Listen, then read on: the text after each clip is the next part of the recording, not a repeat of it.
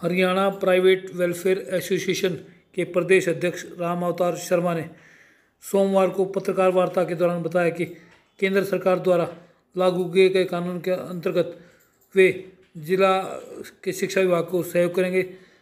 केंद्र सरकार ने 16 वर्ष से कम आयु वर्ग के बच्चों को एकेडमी व कोचिंग सेंटर में प्रवेश न्याय देने के लिए जो कानून बनाया है उसमें एसोसिएशन सकारात्मक सहयोग कर हैं। करण मिरिक जी हमारी एसोसिएशन के डिस्ट्रिक्ट के जनरल सेक्रेटरी हैं। शमशेर जी आदर्श सीनियर सेकेंडरी स्कूल के प्रबंधक हैं और पीछे हमारे सभी साथी लिटिल आर्ट स्कूल से और सभी स्कूल, अजय जी हमारे बीबीसी से, अग्रवाल जी, सभी साथी आज की इस बैठक में उपस्थित हैं। आज का जो विषय है वो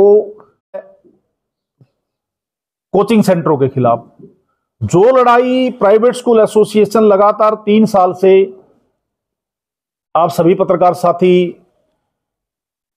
उसमें आप सबको पता है कि 3 साल से हम इन बच्चों के भविष्य को बचाने के लिए, जो बच्चों का भविष्य इन एकेडमी जो खराब कर रही थी, क्योंकि बच्चे का सर्वांगीण विकास स्कूल में होता है।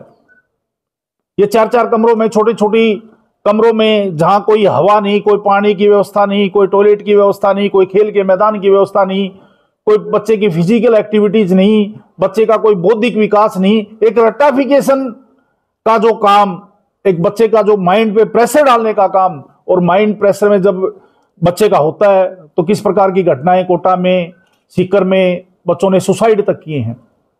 तो एक वो जो भेड़ चाल चली हुई थी, केंद्र सरकार ने उस पर अंकुश लगाया है कि 16 साल से कम उम्र का बच्चा एकेडमी में नहीं, वो स्कूल में जाएगा।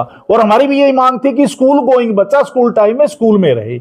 अगर कोई बच्चा उसके बाद ट्यूशन पढ़ना चाहता है वो तो स्कूल टाइम के बाद पढ़े। तो प्राइवेट स्कूल एसोसिएशन केंद्र सरकार का आभार प्रकट करती है, धन्यवाद करती है कि बच्चों के भविष्य को देखते हुए उन्होंने इस प्रकार का ये फैसला दिया है, जिससे बच्चे का भविष्य, बच्चे का सर्वांगीण विकास सुनिश्चित हो जाएगा कि ये बच्चे जब विद्यालय में आएंगे आपस में एक दूसरे के साथ खेलेंगे, दौड़ेंगे, घूमेंगे, एक दूसरे से चर्चा भी करेंगे। तो इस प्रकार की जो व्यवस्था केंद्र सरकार की है उसका हम दिल से स्वागत करते हैं और आभार प्रकट करते हैं। दूसरा, हमारा 2-3 समस्याएं हमारी हैं। एक तो 134A का जो पैसा है, हमने बार बार सरकार से मांग करी है कि हम अपना पैसा मांग रहे हैं। जो बच्चे हम 10 साल से, 7 साल से, 8 साल से पढ़ा रहे हैं, हम पढ़ाया हुआ अपना पैसा मांग रहे हैं। सरकार से कोई किसी प्रकार की भीख नहीं मांग रहे। हमने पहले उनको पढ़ाया है, उसके बाद जो सरकार ने तय किया, यह तय भी सरकार ने किया था कि हम आपको 500 रुपए देंगे, हम आपको 700 रुपए देंगे। और हमारी एसोसिएशन उस टाइम एग्री हुई थी कि जो आप देंगे, क्योंकि हम भी चाहते हैं कि मेरिटोरियस बच्चा, गरीब बच्चा, जो बच्चा अच्छी शिक्षा ग्रहण करना चाहता है वो हमारे विद्यालयों में आए। हम उनको पढ़ाने के लिए तैयार हैं। तो हमने उनको पढ़ाया, तो वो पढ़ाया हुआ हमारा 7 साल से 8 साल से जो पैसा सरकार ने नहीं दिया, कोरोना काल में सरकार से हमने मांगा कि आप हर प्रकार के लोगों की मदद कर रहे हो, आप ये पैसा हमें दें। हम ये पैसा, प्राइवेट स्कूल की सोच होती है कि वो पैसा बच्चे के विकास के लिए लगेगा, ना कि वो पैसा हमारी जेब में जाएगा। जितना पैसा 134A का आता है वो हमारे विद्यालय में बच्चों के लिए, हम उसमें बिल्डिंग बढ़ाते हैं, रख रखाव करते हैं, बच्चे का जो भी पैसा है बच्चे के विकास के लिए हम उस पैसे को खर्च करते हैं। तो बहुत लंबे टाइम से हमारा जो पेंडिंग पैसा है वो सरकार से हम बार बार आग्रह करते हैं और आप लोगों के माध्यम से हम उस सरकार से ये चाहते हैं कि वो पैसा मिले, ताकि हम वो पैसा स्कूल में लगा के बच्चों को और अच्छी दें। हम, हमारी सोच, प्राइवेट स्कूल हमेशा इस बात के लिए जाना जाता है कि बच्चे का हर प्रकार का विकास, सर्वांगीण विकास प्राइवेट स्कूल अग्रणी है। और हरियाणा सरकार भी ये मानती है कि हरियाणा सरकार का जो नारा है उसको पूरी तरह से अगर पूरा करते हैं तो हरियाणा के ये प्राइवेट स्कूल करते हैं।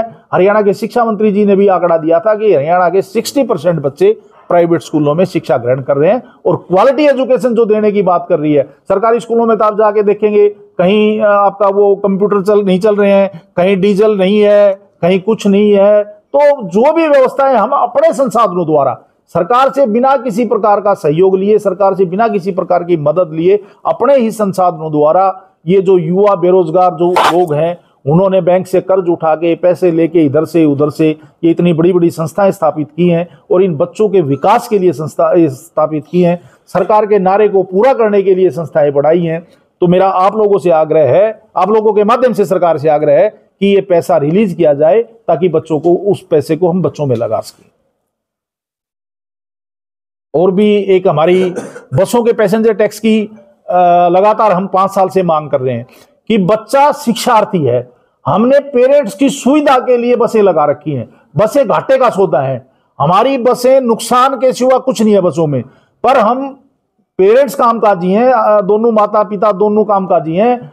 बच्चे को हम उसकी सुविधा के लिए, पेरेंट्स की सुविधा के लिए सुबह घर से उठाते हैं, स्कूल लेके आते हैं, स्कूल से छुट्टी के बाद उसको घर छोड़ने तक की जिम्मेवारी हमारी होती है। तो हम, वो शिक्षार्थी है, वो पैसेंजर कैसे हो सकता है? तो हम ये मांग करते हैं कि जो बच्चों के ऊपर जो पैसेंजर टैक्स लगाया हुआ है वो पैसेंजर टैक्स भी सरकार इसको माफ करे, क्योंकि विद्यार्थी शिक्षा ग्रहण करने आता है और उसकी सुविधा के लिए हमने ये वाहन लगा रखे हैं। तो ये पैसा भी हमें, पैसेंजर टैक्स भी माफ किया जाए। शिक्षा मंत्री जी से हमारी पिछले दिनों मीटिंग हुई थी, मुख्यमंत्री जी से भी हमारी इस बारे में मीटिंग हुई थी।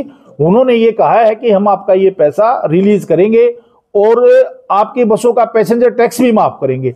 ये उन्होंने हमारे से प्रॉमिस किया है। अगर वो प्रॉमिस पूरा नहीं करते हैं तो फिर उसके बाद देखते हैं, जो भी रणनीति बनेगी हरियाणा स्तर पर बनेगी तो प्रदेश स्तर पर बनेगी, अकेले भिवानी जिले से कोई रणनीति नहीं बनेगी। तो हमारी कोशिश ये है कि अप्रैल माह में ये पैसा प्राइवेट स्कूलों का रिलीज हो जाए और पैसेंजर टैक्स भी माफ हो जाए। समाधान मिल बैठकर हो जाए, हम ये चाहते हैं, ताकि किसी प्रकार की कोई जरूरत ना पड़े। से देखो, केंद्र सरकार ने फैसला कर दिया है, तो हरियाणा सरकार से मेरा आग्रह है, केंद्र सरकार ने यह कहा है कि राज्य सरकारें अपने विवेक से इनको जल्दी से जल्दी बंद करवाएं। तो हमारा जो ज्वलंत मुद्दा है, अभी एडमिशन आ रहे हैं, 1 अप्रैल से नया सेशन स्टार्ट हो रहा है, तो अभी हम शिक्षा मंत्री जी से मिलेंगे भी, पर आप लोगों के माध्यम से भी एक आग्रह है कि इन एकेडमी को जल्दी से जल्दी इनके खिलाफ कार्रवाई करके इनको बंद करे सरकार। और पेरेंट्स से भी मेरा आग्रह है, आज हमने बैठक करी है स्कूलों की, हमारी सभी स्कूल भिवानी के इसमें थे, और ब्लॉक लेवल पे भी हम जा जाके मीटिंग करेंगे। हम पेरेंट्स को अवेयर करने का काम करेंगे। हम पेरेंट्स टीचर मीटिंग में भी पेरेंट्स को बताएंगे कि एकेडमी का क्या नुकसान है, स्कूलों का क्या फायदा है। तो सर, फिर भी इसके अलावा हर साल 10-5 एकेडमियां नहीं खुलती है, कम होने की बजाय बढ़ती। जितना आप लोग उसका विरोध कर रहे होंगे, बढ़ती जाए। देखो, अभी तक कोई लगाम नहीं थी उनके ऊपर, कोई चेक नहीं था। अब सरकार ने लगाम लगाई है, केंद्र की सरकार का फैसला है, और ये इसकी पालना करवाना केंद्र सरकार के फैसले की, राज्य सरकार की मजबूरी हो जाएगी। ये मजबूरी बस इनको बंद करनी पड़ेगी। सर, ये चेक तो स्टार्ट होगा, क्या आपकी प्राइवेट स्कूल ऐसे बना करके डिपार्टमेंट को देगा कि ये? हमने ऑलरेडी लिस्टिंग करके पूरे हरियाणा प्रदेश की, हमने भिवानी जिले के नहीं, पूरे हरियाणा प्रदेश के ऐसे जो एकेडमी है जो बच्चों का भविष्य खराब कर रही है, जो ये सस्ते प्रलोभन देकर इस प्रकार के जो लोगों को भ्रामक प्रचार करके भ्रम में डाल के जो ये बच्चों का भविष्य खराब करने का काम जो भी कर रहे हैं, चाहे वो कोई भी हो, उनको एसोसिएशन अपने लेवल पे तो लगी हुई है और सरकार को सारी चीजें हमने लिखित में दे रखी हैं, और आगे दोबारा हम उनको रिमाइंड करवाएंगे सरकार को, और इनके खिलाफ कार्रवाई जल्दी से जल्दी करवाएंगे। डीओ जिला शिक्षा अधिकारी भिवानी, इनसे पहले जो थे उन्होंने भी कार्रवाई करी, उनको नोटिस दिया, और अब जो डीओ हैं इन्होंने भी इनको बंद करने का नोटिस दे रखा है। हम उस नोटिस का जवाब इन्होंने देना है और उसके बाद ये फैसला आया है। तो जल्दी उनके खिलाफ हमें आशा है कि बहुत जल्दी इनको सरकार और ये हमारे अधिकारी इनको बंद करवाएंगे। निंदा करती है, और उसको हम एसोसिएशन से, अगर हमारा मेंबर है तो हमने उसको कह दिया है, और उसको हम बाहर का रास्ता दिखा देंगे, और उसके खिलाफ भी कार्रवाई के लिए हमने डायरेक्टर सीबीएसई को भी चिट्ठी लिखी है, और हरियाणा विद्यालय शिक्षा बोर्ड के चेयरमैन सेक्रेटरी से भी हमारी इस बारे में बात हुई है कि ऐसे स्कूलों के खिलाफ भी कार्रवाई हो जो नॉन अटेंडिंग इन बच्चों का नाम चलाकर इन बच्चों का भविष्य 2 पैसे के लिए खराब करते हैं।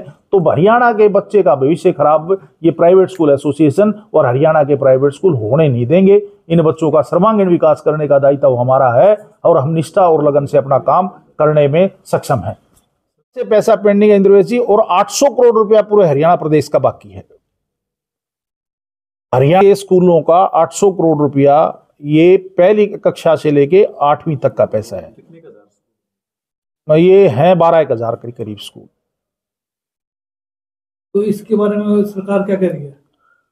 सरकार पिछली बार इन्होंने कोई ऑब्जेक्शन लग गया था इसके ऊपर, एफडीआर डिपार्टमेंट में एफडीआर को भेजा था, इन्होंने वहां ऑब्जेक्शन लगाया था। सरकार कह रही है कि नेक्स्ट सेशन में आपको ये पैसा हम दे देंगे।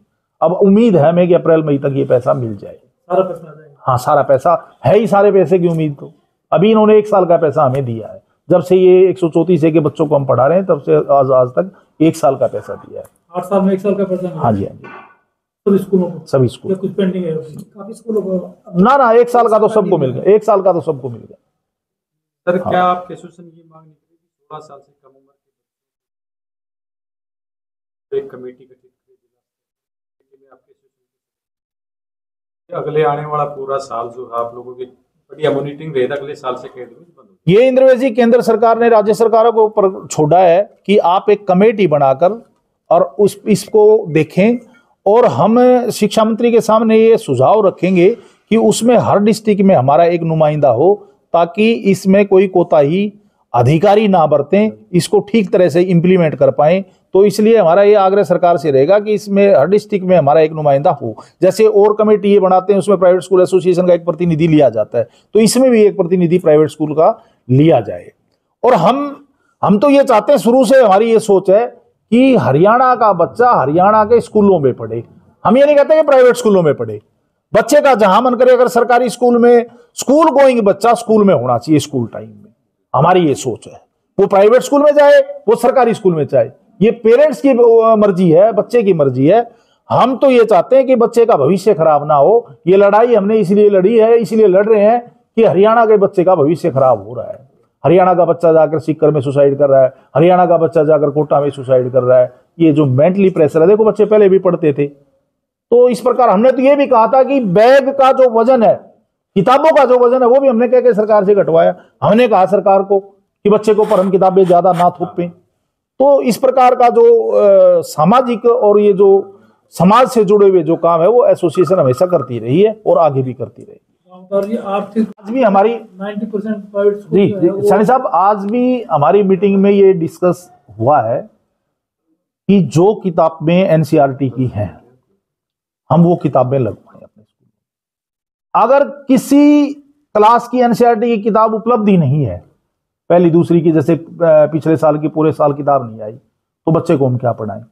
वो एक आधी क्लास में हमारी मजबूरी है, क्योंकि बच्चा पेरेंट्स विश्वास पे हमारे पास भेजता है, स्कूल के विश्वास पे भेजता है, और हम उसको कुछ अलग देंगे तभी भेजता है वो। नहीं तो ये सरकारी स्कूलों की इतनी बड़ी बड़ी बिल्डिंगें खाली पड़ी हैं, 200-200 बच्चे नहीं है, बच्चा वहां क्यों नहीं जाता? वहां तो सारी सुविधाएं सरकार देती है ना।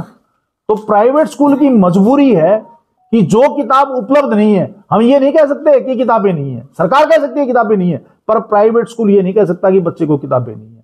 पेरेंट्स हमारे सिर पे आगे सवार होता है, बच्चे को किताब क्यों नहीं बता रहे। तो इसलिए हमारा प्रयास ये है कि जहां तक हो सके उपलब्ध हमें होंगी वो किताबें, हम सरकारी किताबें लगवाएंगे। बाकी तो जो प्राइवेट 1-2 क्लास की जो होती है वो। अभी एकेडमी का